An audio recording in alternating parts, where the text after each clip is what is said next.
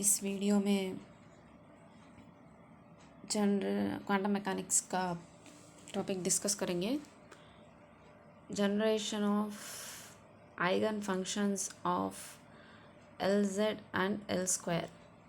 तो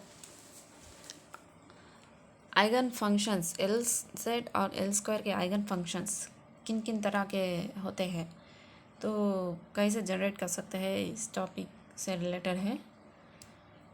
तो the generation of eigenfunctions can be followed by the following theorems. If xm is the eigenfunction of LZ with eigenvalues equal to mh cut, then the function Lx plus or minus ILy of the order nu, ये जो है ये this is order, it is of order nu into xm is also the eigenfunction of LZ with the eigenvalue m plus or minus nu h cut when nu is the non-negative integer। तो यहाँ पर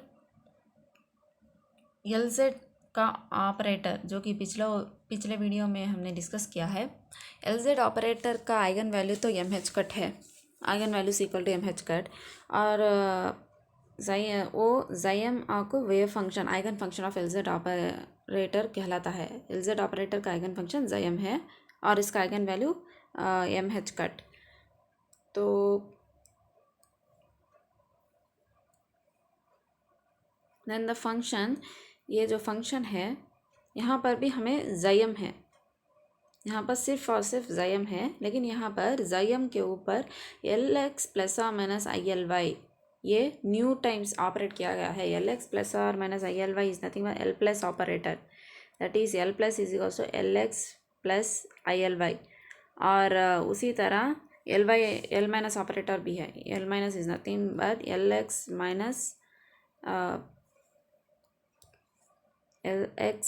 minus ILy। तो ये दोनों operator है हमारे पास। तो अब हम उन्हीं ऑपरेटर को यहाँ पर दिया गया है कि Lx प्लस और माइनस ILy, और ये जो ऑपरेटर्स है वो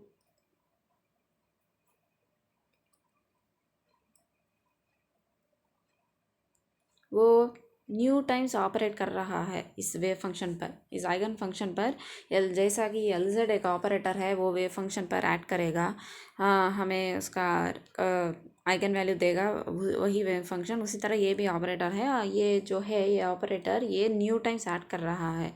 तो अगर ये ऑपरेटर इस आइगन फंक्शन पर न्यू टाइम्स ऐड करेगा तो ये इसको भी हम आइगन फंक्शन कह सकते हैं, आइगन फंक्शन ऑफ LZ। ये भी आइगन फंक्शन ही है LZ का।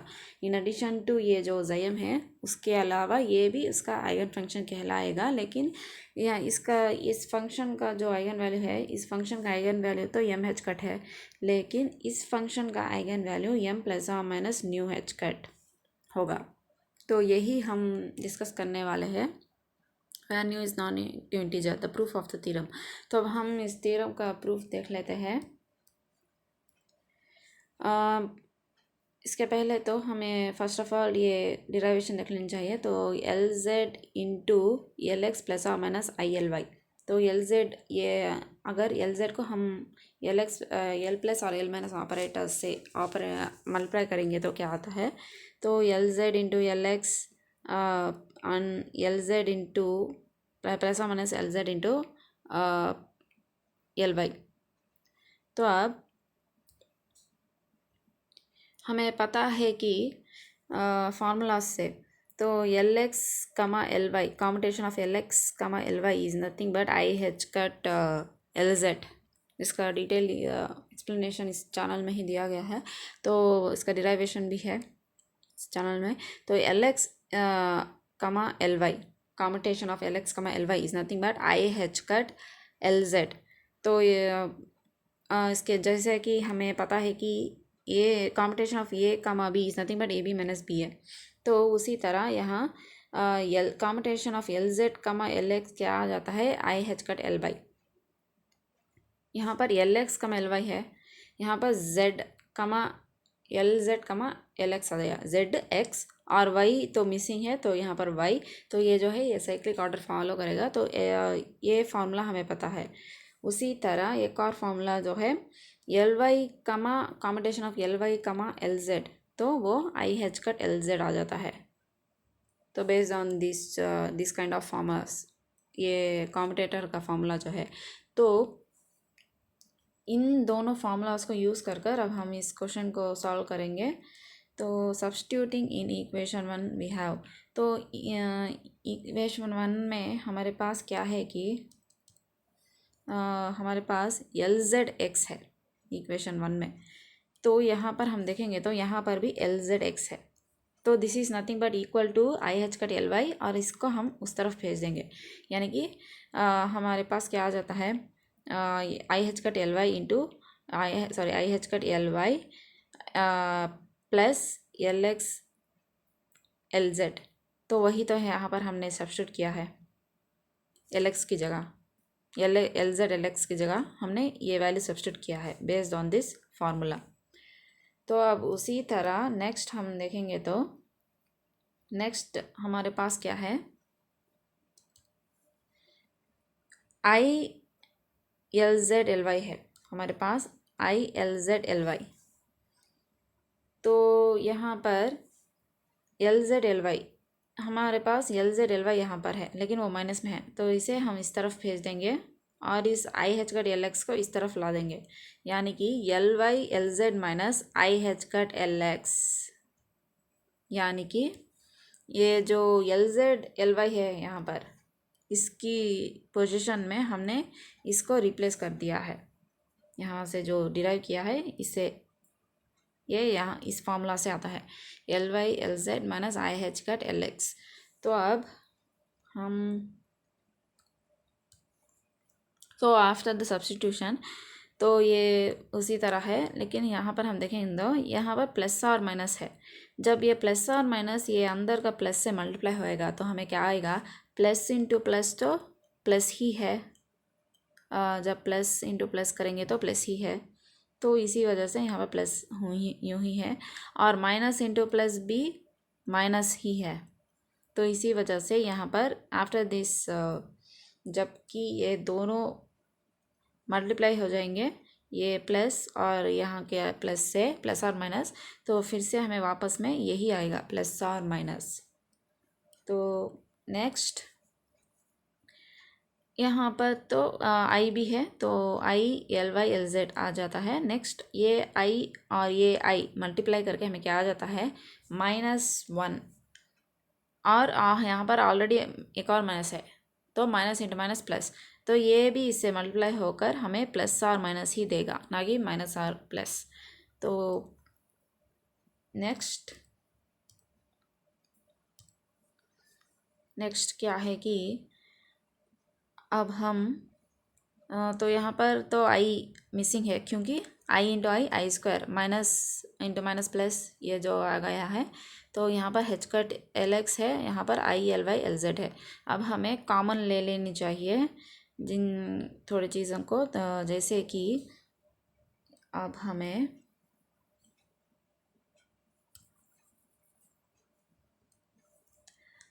यहाँ पर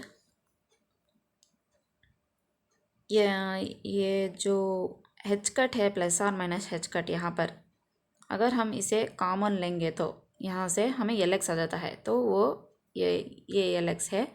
नेक्स्ट यहाँ यहाँ से भी अगर हम H कट को कॉमन लेंगे, ना कि H कट प्लस और माइनस H कट, तो हमें प्लस और माइनस ILY आ जाता है, क्योंकि अंदर यहाँ पर जो है प्लस ही है। हमें पता है कि अगर हम प्लस को कॉमन लेंगे तो फिर भी प्लस ही रहेगा अंदर, इसी वजह से यहाँ पर प्लस है तो यहाँ पर प्लस है, तो यहाँ पर भी हमारे पास प्लस ही आया है। तो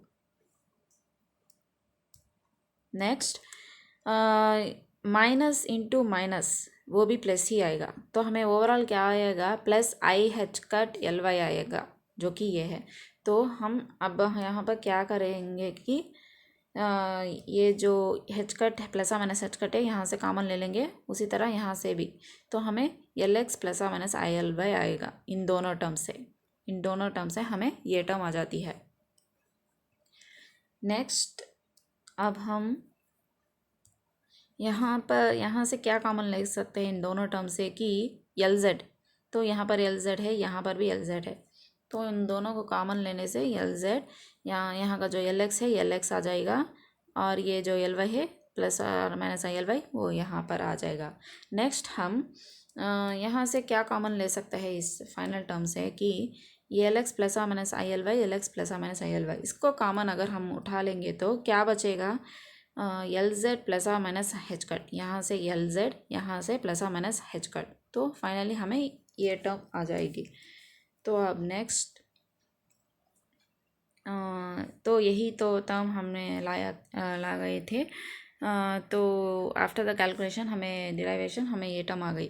नेक्स्ट अब हमें इसे वेव फंक्शन पर ऑपरेट करनी चाहिए। तो यहाँ पर यानी कि ये भी तो एक ऑपरेटर जैसा है, ऐसे लगेगा कि जैसे कि ये ऑपरेटर इस वेव फंक्शन पर ऐड कर रहा है। तो अगर हम देखेंगे तो ये जो है ये एल प्लस और माइनस ऑपरेटर है, और ये एल जेड ऑपरेटर है, उनको दोनों का मल्टीप्लिकेशन भी एक ऑपरेटर है। अगर हम इस ऑपरेटर को इस वेव फंक्शन पर ऐड करेंगे, हमें क्या आनी चाहिए कि, तो हमें इस ऑपरेटर को इस वेव फंक्शन पर ऐड करने से वापस में हमें यही वेव फंक्शन आ जानी चाहिए multiplied with its eigen value, जो कि इस तरह का है। इसका सिंप्लीफिकेशन ही तो हमने अभी अभी डिराइव किया है। इसका सिंप्लीफिकेशन इज़ नथिंग बट, तो simplification of this is nothing but this, ये दो टर्म्स, तो वही आएगा। तो हमें पता है कि जब एल जेड का आइगन वैल्यू इक्वेशन, यानी कि जब भी एल जेड इस वेव फंक्शन पर ऑपरेट करेगा हमें वही वेव फंक्शन देता है multiplied with its eigenvalue m h cut. तो अब हम इससे ये यूज़ करके यहाँ का तो जब भी ये एल जेड इस वेव फंक्शन पर ऐड करेगा हमें क्या आ जाता है, m h cut, L Z operating on जेम, तो दोनों ऑपरेट होके हमें एम हेच कट आ जाएगा, एम हेच कट प्लस और माइनस हेच कट, और ये यूं ही रहेगा, ये जो टर्म है यूं ही रहेगा। तो यहाँ से हम हेच कट को कॉमन ले सकते हैं। आफ्टर टेकिंग हेच कट कॉमन हमारे पास क्या बचेगा, एम प्लस और माइनस वन हेच कट, और ये यूं ही आ जाएगा। तो फाइनली हमें ये इक्वेशन मिल जाएगा। तो अगर हम यहाँ पर फाइनली देखेंगे तो ऑब्जर्व करेंगे तो ये जो एल जेड ऑपरेटर है ये इस वेव फंक्शन पर ऑपरेट कर रहा है, तो हमें वापस में वही वेव फंक्शन दे रहा है, L X plus minus I L Y into जेम multiplied with its eigenvalue है ये। तो हमें इस तरह ऑब्ज़र्व करने से हमें यहाँ से पता चल रहा है कि ना कि इस इक्वेशन से तो हमें ये पता चल रहा है, इस इक्वेशन से तो हमें ये पता चल रहा है कि, तो इस इक्वेशन से हमें ये पता चल रहा है कि, तो ये जेम जो है ये एल जेड का आइगन फंक्शन है। उसी तरह इस इक्वेशन में हमें ये पता चल रहा है कि ये L X plus minus I L Y जेम जो है ये भी इसका आइगन फंक्शन है। यहाँ का जो आइगन वैल्यू है एम एच कट है, लेकिन यहाँ का जो आइगन वैल्यू है ये m plus minus one h cut. तो फाइनल कंक्लूजन तो यही है, यही तो इसी को तो हमें प्रूव करनी चाहिए यहाँ पर। तो अब हम if Zm is the eigenfunction of Lz with eigenvalue mh कर, then Lx प्लस और minus I L Y Zm और आइगन फंक्शंस ऑफ, तो इन सारों को भी हम आइगन फंक्शंस ऑफ Lz कहेंगे। यहाँ पर हमें बहुत सारे टर्म्स आएंगे, Lx प्लस और minus I M I Y with different possible values of m, तो हमें with eigenvalues m plus और माइनस वन, तो m की वैल्यू जो है वो इंक्रीज़ होएगी यानी तो डिक्रीज़ होएगी, तो बहुत सारे वैल्यूज़ आएंगे। So repetition of this argument prove this theorem, तो हमारे पास इतने सारे आइगन फंक्शंस आ जाएंगे। एक ही इक्वेशन से और हमें इतने सारे आइगन फंक्शंस आ जाएंगे. तो that is nothing but generation of eigen functions. और next, repetition of this argument prove this theorem. Repeated application of the operator Lx plus ILy will enable us to generate eigenfunctions of a fixed L square belonging to the indefinitely large values of Lz unless there is some value of m for which Lx plus ILy m vanishes. तो यहाँ पर ये लोग कह रहेंगे हमें ये इसको अप्लाई करते ही जाएंगे. तो लेकिन एक पॉइंट आएगा, एक स्टॉप आएगा जहाँ पर ये जो आइगन फंक्शन है वैनिश हो जाएगा. ये बात कह रहे हैं जैसे कि, और वो सबका एल स्क्वायर वैल्यू एक ही है. जैसे कि हमें पता है कि सपोज एल का वैल्यू 2 है, यानी कि ये जो अज़ीमुथल क्वांटम नंबर है इसका वैल्यू 2 है, यानी कि SPD का वैल्यू. तो इसका पॉसिबल एम वैल्यूज़ क्या हो जाते हैं, -2 से लेकर -2, -1, 0, 1, 2 इतने सारे एम वैल्यूज़ आ जाएंगे इसके.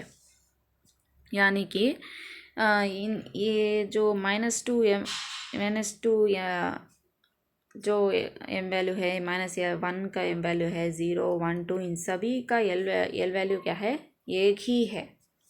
उसी तरह यही तो यहाँ पर ये कह रहे हैं कि यहाँ पर ये कहा गया है कि ये जो indefinitely large values of Lz unless some तो will enable us to generate eigen functions of fixed L square. तो L square का वैल्यू तो फिक्स्ड ही होगा, जिसका आइगन वैल्यू है L into L plus 1 h square. तो ये वैल्यू फिक्स्ड ही होगा जी. ये सारे एम वैल्यूज़ के लिए यही है L स्क्वायर का वैल्यू. तो वही ये बात ये कह रहा है बिलोंगिंग इंडेफिनेटली ये वैनिश हो जाएगा. किस पॉइंट पर, तो 0 को अब -2 से -1 को कैसा आता है, -2 को +1 ऐड करने से -1 आ जाता है. नेक्स्ट -1 को +1 ऐड करने से -1 को +1 ऐड करने से 0, 0 को +1 ऐड करने से 1, 1 को +1 ऐड करने से 2, और 2 को यानी कि m+1. जब भी L प्लस ऑपरेटर ऑपरेट करेगा आइगन फंक्शन पर, क्या करेगा वो m का वैल्यू को इंक्रीज कर देगा. तो फाइनली 2 + 1 इज़ नथिंग बट 3. लेकिन यहाँ पर हमारे पास 3 नहीं है, क्योंकि ओनली अलाउड वैल्यूज़ क्या है for a given L value, allowed values और m is nothing but from -L to +L. तो इसके आगे और इसके पीछे तो नहीं आएंगे, इसका रेंज तो यही है. तो यहाँ पर क्या हो जाएगा, फंक्शन जो है टर्मिनेट कर देगा. तो वही तो यहाँ पर दिया गया है. L प्लस क्या करेगा m वैल्यू को, तो जब भी